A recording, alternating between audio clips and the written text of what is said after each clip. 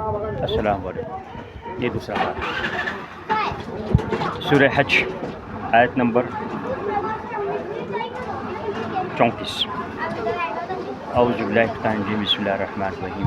وَلِكُلِّ أُمَّةٍ، اور ہم نے ہر امت کے لیے قربانی کا طریقہ مقرر کر دیا ہے، تاکہ جو چوپائے مویشی جو اللہ نے ان کو دیے ہیں، ان کی ذبح کے وقت ان پر اللہ کا نام لیں۔ سو تمہارا معبود ایک ہی معبود ہے، تو تم اسی کی اطاعت کیا کرو، اور آپ عاجزی کرنے والوں کو خوشخبری سنا دیں۔ یہ آیت جو ہے، یہی ہے بنیادی آیت قربانی کے سلسلے میں۔ اس میں اللہ تبارک تعالیٰ نے جو ہے واضح کر دیا ہے کہ ہم نے ہر امت کے لیے قربانی کا طریقہ مقرر کر رکھا ہے، تاکہ جو چوپائے مویشی تمہیں دستیاب ہو۔ اب یہ آتا ہے چوپائے مویشی۔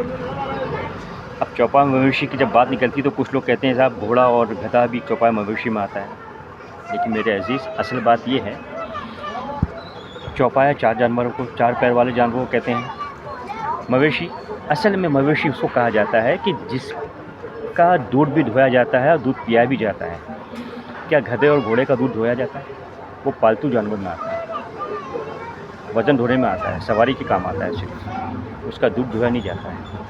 اب چوپائے مویشی اس علاقے میں جہاں اللہ تعالیٰ نے جہاں جو جانور دیے وہ دی، اور یہ قرآن مجید اللہ تعالیٰ نے رہتی دنیا تک انسان کی ہدایت کے لیے کتاب دی۔ اور یاد رکھو، صرف عرب کے لیے نہیں، پوری دنیا کے انسانوں کے لیے یہ آیت جو ہے پوری دنیا کے مسلمانوں کے لیے بہت بڑی نس کہتے ہیں اس چیز کو جو واضح حکم ہے۔ اب جہاں چوپائے مویشی میں جو 8 جانور ہم نے سورہ الانعام میں بات کی تھی، وہ حلال حرام اور وہ ان کے پیٹ میں جو جانور رہ جاتے ہیں زندہ ہے اس کے متعلق تھا، وہ قربانی کے لیے نہیں تھا، وہ قربانی کے لیے یہ آیت ہے۔ اور یاد رکھو، اللہ کے بعض حکم آنے کے بعد ہم چین سے پہ نہیں کر سکتے، ہمیں اس کو سمجھنا پڑے گا۔ ہم اس کو سمجھنے کی کوشش کریں۔